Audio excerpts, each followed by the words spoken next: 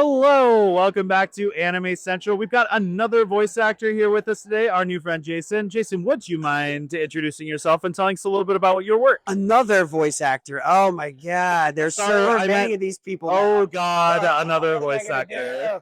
For heaven's sakes, don't send any more through the curtain, okay? You're killing me. I am Jason Spisak. I'm the voice of Silco in Arcane, the voice of Wally West in Young Justice, Scorpion in Spider-Man PS4, PS5, Lux in Star Wars, Clone Wars, Vulpes Inculta in Fallout New Vegas, and like so many more. I think it's up to 300 now on IMDb. I've been doing it for a lot of years, and I won't say how many because I don't want to have to go get my teeth out and put them in my skull. You're I just got a quick question, and I know everybody has asked you this today, so I'm sorry for it. That's okay. I'll just leave. I'm not answering that again. You came to this in jeans and a coat and a scarf. Yes, and I did. how are we feeling about that decision now, given Well, I know that there must be something wrong with the air conditioning because right now I walk by someone who's a furry and it was just a costume in a puddle. Yeah. And I was like, "Wow, you play Frosty the Snowman really well." Yeah, I'm more worried for the young people who are experiencing this and they have to walk around all day in it. Thankfully, over on Autograph Row, it's actually quite cooler. I don't know why certain zones of stolen year. Yeah, I was like, we are actually the talent, and I'll have you know Part of his ride. that if you don't make this cooler, we're going to revolt and we're going to leave with all of the pretzels. I let him up. Yeah. We got lucky. I think there's some air conditioning zone, and it's right in the center, and it's just warmer. So, but our area is quite cool, so I'm okay with it. Yeah. Right now, I'm not because it's hot as hell. So hot. Right now, Yeah. Satan's going. I could use that for my crotch pot cooking. It's not good. Yeah. Yeah. All right, let's talk about real stuff. Yeah, sure. My first question was going to be I can't imagine playing something where playing a character like Silco where you're picking up something from like a crazy rabid video game community. Yeah. Like how has that been? Thank heaven he's not in the game.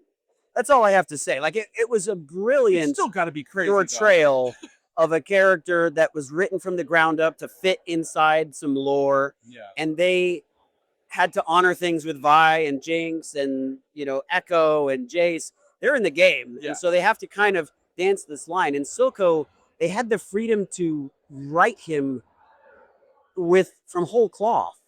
And you could tell that the writers were just like, all right, hold my beer. and the lines are so brilliant and beautiful. And there's so many quotable lines. Do you ever wonder what it's like to drown? It's the story of opposites. There's peace in water like it's holding you. Whispering in low tones to let it in, then every problem in the world will fade away. And the words that they chose are so specific.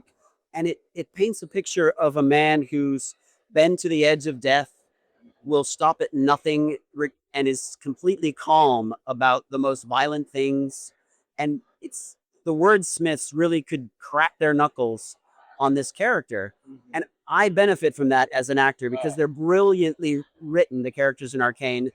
And he is at the top of the apex for good writing in an already good show. Yeah. So, I mean, rabid fan base completely aside, I lucked out in that the writers had the freedom to be unchained and create something new. Anytime that's the case, you get these are brilliant writers. Oh, We have so many brilliant, talented writers and creators on this show. You get something wonderful. And the fans have been quite lovely. So many of them have connected so deeply with the character. Some in a parasocial way, they have a hard time distinguishing between me as a human being, which is incredibly different than a murderous drug dealer. I mean, he looks like me, which doesn't help. yeah. You said murderous drug dealer. Yeah. I was like, which one is the character? Yeah, right. I mean, I was just about to get out my vial of shimmer and be like, "How about you crack this, son?" But his image actually wasn't finished until after I was cast. So they actually sent video reference footage to Fortiche in France to finish the model, and then they showed it to me like halfway through the production. They're like, "What do you think?" And I'm like, "Ah, he looks like me." So, I mean, it's both humbling Sweet and pictures frightening of you at the same time, right? And so that doesn't help in that arena. But I think the fact that they are so taken in by the story that they could have arguments about the characters' motivations and, is he manipulating Jinx? Is he really a bad guy? Is he a villain? Is he a good father? I'm mic dropping because I've done my job when they're not talking about me. I want them talking about Silco. I want them talking about Zahn. I want them talking about his brother and his daughter. And that's what you want. As an actor, you want to disappear and let the story be told. And then everybody can talk about it how they want. So that's a huge compliment to me, Stalkers aside, it's a huge compliment to me that they are so invested, to be honest. So I love it. And fan is just the word for someone who's passionate. And I love that. I would love to know how you feel too about like picking up different characters that are very iconic villains. I'm always fascinated to know, like, as playing that kind of a character, what is it like to have somebody where it's just like, if it's a really good villain, they're probably somebody that thinks they're doing the right thing. Yeah. Well, there is no such thing as a villain. Yeah. Because as an actor, you can't stand outside the character in judgment and play them. Yeah. All you can do is play their imaginary circumstances with authenticity. And a villain is just the hero of their own story. Yep. And then he might jump to us. I did. I see that. Yeah. I was like, I'm gonna have to edit that out. I noticed when you were doing some lines a second ago. Yeah. I wasn't doing dialogue, lines. doing I lines was of not dialogue, doing lines a second doing ago. We made a lines of shimmer reference, dialogue. guys. That you. It was powdered sugar. I swear. You're making. But you changed your vocal register to match the character. Yeah. But your eyes changed too to match the dialogue. I mean, I'm acting. Exactly. So I'm thinking, how many times have you heard, like, once you get your character shoes, wear them in rehearsals? Once Well, you that's get your mostly because as costume, a it's gonna stage actor, change. that actually is because the shoes hurt like hell. They're brand new. Yeah. If you don't wear into those, by the time you start the run, you're gonna have blisters on your Yeah, feet. you're fucked. That has nothing to do with Yeah. acting because the shoes you wear. But That's a practical piece of freaking advice. But as a voice actor, is changing your vocal register, finding that character, is that like putting on a costume? For me, it is. Yeah. I would say all artists are different. I mean, you ask somebody who does, charcoal sketches or an oil painter, you say, tell me how oil painting is. And they're not going to tell you. They're going to tell you how oil painting is for them. They're an artist. So for me, my voice and my body, this is my instrument. And I've learned to use it. And this is just how I inhabit a character. To me, voice acting and acting they're not separate disciplines. All acting is acting. I break down a script. I create a character. I make sure that their imaginary circumstances are what is going through my mind while I'm doing the thing. And because I can do that rather quickly, I've been doing it a long time, I'm still when I say that monologue, I'm imagining what Silco is saying. I'm in the imaginary circumstance. I've just done it so much, it's quick for me to arrive. But as an actor, you see my eyes change, my demeanor changes, because as an actor, I'm committing to an imaginary set of circumstances, believably. That's all we do. We've done it as children when we were, 6 years old and we were playing. Somebody handed you a toy gun and you were going to play army. You were playing with dolls and you're one of them at the table. That's our imagination is our most powerful gift and tool. And as adults who are actors, we've just learned to tap back into that thing you already did as a kid without shame. Yeah. Is that another mic drop? I think. All right. I think so. Yeah. Just throw it. It's fine. So, yeah. It's a triple. It's a triple. So speaking of, standing on business as an actor, you have voiced the Joker. Yeah. Who has very famously been voiced by Mark Hamill, been played live action. He's a guy. I'll tell you about him later. Just kidding. Please don't kill me. The most iconic version of the Joker ever is Mark Hamill. Yeah. I mean, and Heath Ledger is in second from an iconic standpoint because Mark was doing in so many hours of content as the Joker series, video games that you spend a long time in. and Keith did the Joker in a 2-hour movie.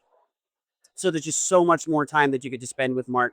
But the two of them have basically stamped that character. And now anytime as an actor you get handed it, the directors and producers are like, well, we don't want Mark and we don't want he. Go. So what's next? Yeah. And so you're like, okay, I just think I've soiled my shorts. You're just like, hello, I'm the Joker. Yeah, that's right. Yeah. Hello, I'm the Joker. I did get to play a Joker like that for Lego Joker. So I played the Joker 3 times. Okay. I'm Joker in Batman Hush, the Joker in Teen Titans Go, and the Joker, a Lego Joker in a few animated movies that came out from DC. And The Lego Joker was this guy. and then Teen Titans Go is, you silly Teen Titans, go jump off a cliff. And the Batman Hush Joker is, I'm also looking for Harley. Have you seen her? And they're very different tonally. They're very different shows. That Joker from Lego is just this little, insane guy. And then Teen Titans Go is almost like the Joker is less insane than the Teen Titans, if that's even possible. And like, he's almost like an anchor while the Teen Titans are doing craziness on him. He's the straight man. He's the straight man, which is like so cool. And then there's Batman Hush, where he's the traditional Joker, with the alley scene where he's getting choked to death, which is infamous from the graphic novel for Hush, where Batman's about to break his code and it's not for something the Joker did. And it's straight up grounded DC Batman and the Joker. So when you approach the role of Joker, not only do you have to, because there's a point to this, not only do you have to dodge the landmines of other performances that other actors have done, but you have to pay attention to the tone of the piece, is where I'm getting at. Yeah. Because there's not just one way to do the Joker.